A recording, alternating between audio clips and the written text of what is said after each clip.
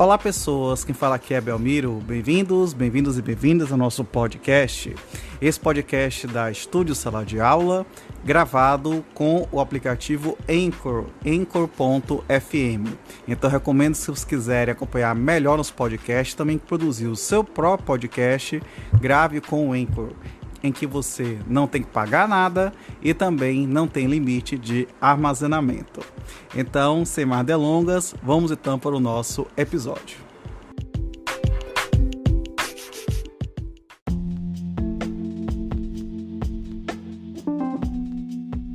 Título 4, do juiz e dos auxiliares da justiça. Capítulo 1, dos poderes, dos deveres e da responsabilidade do juiz. Artigo 139. O juiz dirigirá o processo conforme as disposições deste Código, incumbindo-lhe: inciso 1, assegurar às partes igualdade de tratamento. Inciso 2, velar pela duração razoável do processo. Inciso 3, prevenir ou reprimir qualquer ato contrário à dignidade da justiça e indeferir postulações meramente protelatórias.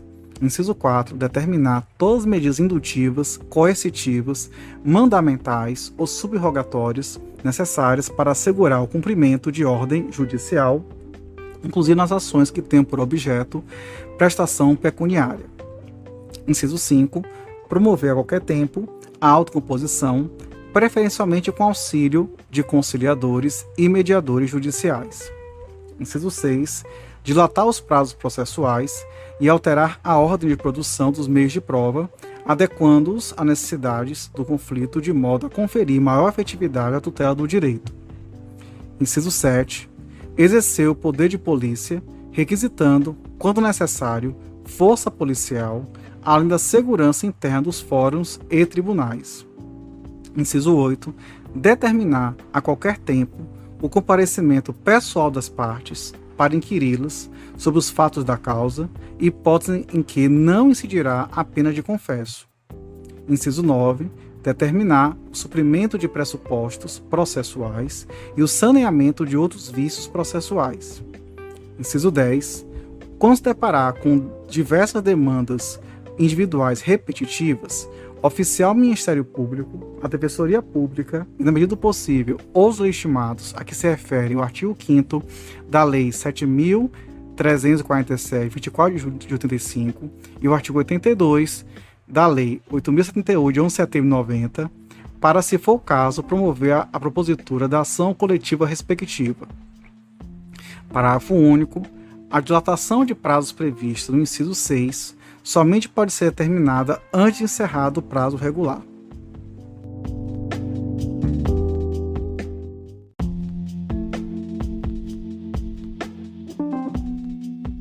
Artigo 140.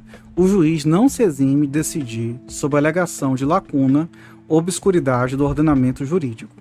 Parágrafo único. O juiz só decidirá por equidade nos casos previstos em lei.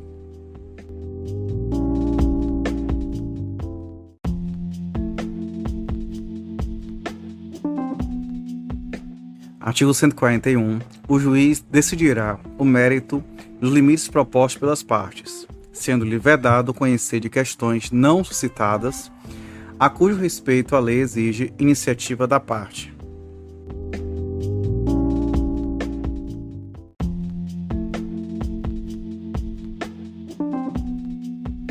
Artigo 142.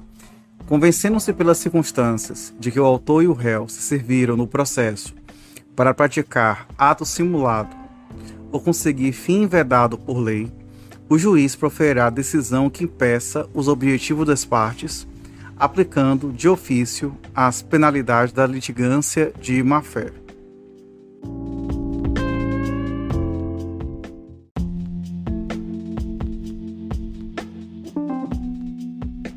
Artigo 143.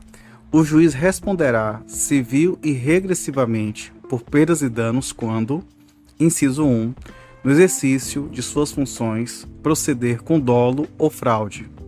Inciso 2, recusar, omitir ou retardar, sem justo motivo, providência que deva ordenar de ofício o requerimento da parte. Parágrafo único. As hipóteses previstas no inciso 2 somente serão verificadas depois que a parte requerer ao juiz que determine a providência e o requerimento não for apreciado no prazo de 10 dias.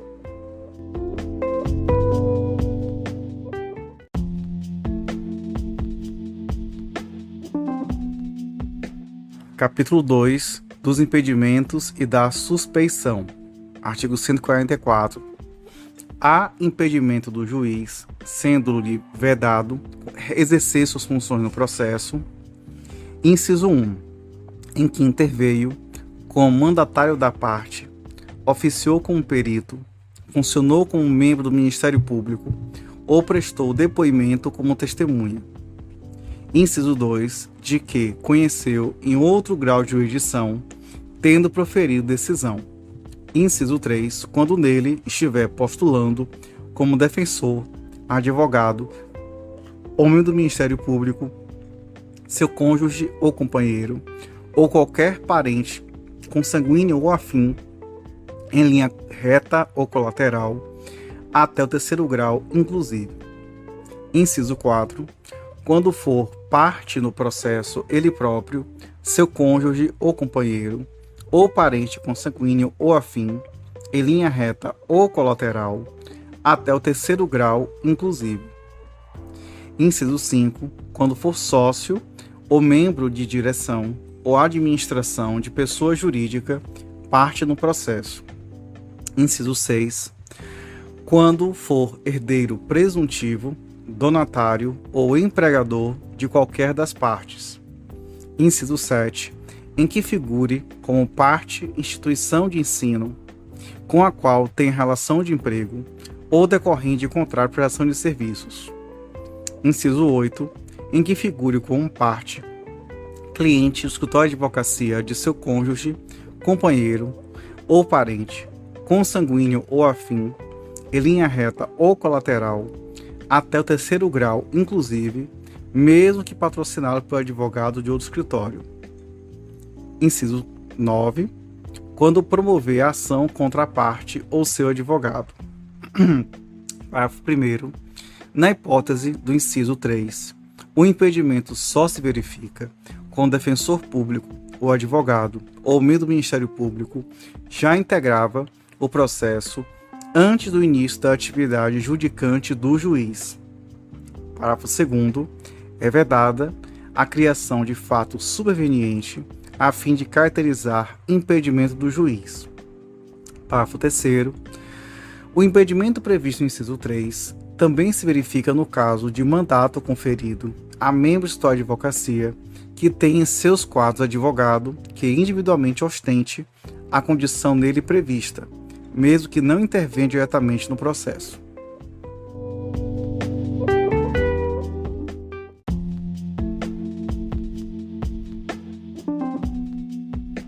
Artigo 145. A suspeição do juiz. Inciso 1. Amigo íntimo ou inimigo de qualquer das partes ou de seus advogados. Inciso 2. Que receber presente de pessoas que tiverem interesse na causa, antes ou depois de iniciado o processo.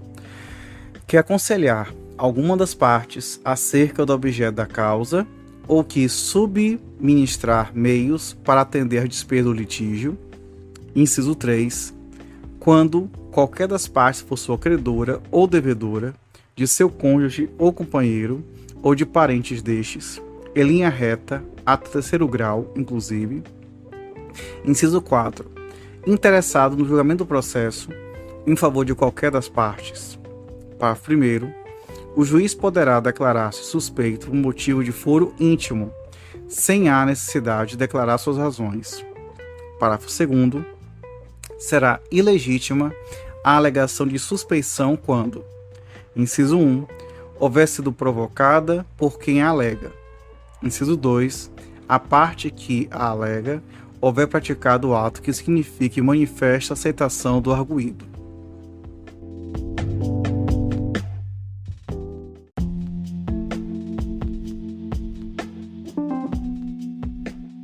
Artigo 146. No prazo de 15 dias, a contar do conhecimento do fato, a parte alegará o impedimento ou a suspeição, em petição específica, dirigida ao juiz do processo, na qual indicará o fundamento da recusa, podendo instruí-la com documentos em que se fundar a alegação e com rol de testemunhas. Parágrafo 1º. Se reconhecer o impedimento ou a suspeição, ao receber a petição, o juiz ordenará imediatamente a remessa dos autos a seu substituto legal. Caso contrário, determinará a autuação em apartado da petição e, no prazo de 15 dias, apresentará suas razões, acompanhadas de documentos e de rol de testemunhas, se houver, ordenando a remessa do incidente ao tribunal.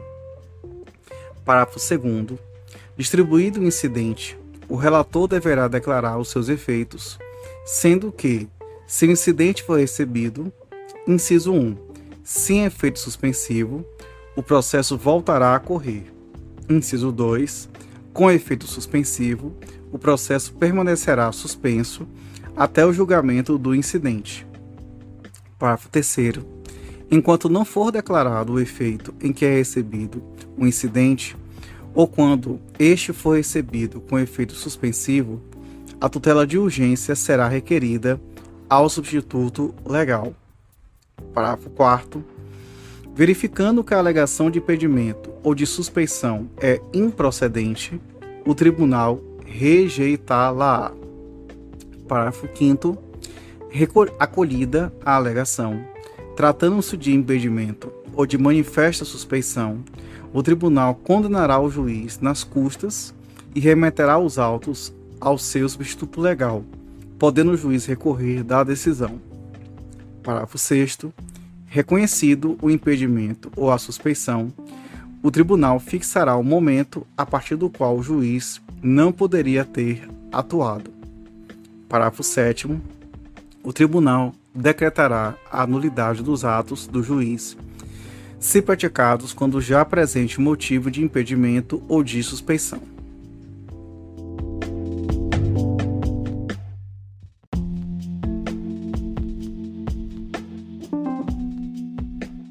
Artigo 147.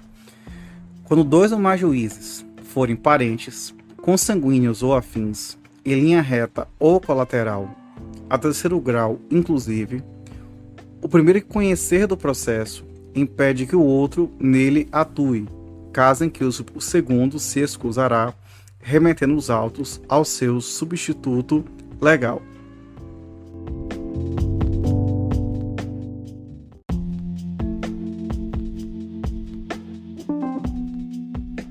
Artigo 148.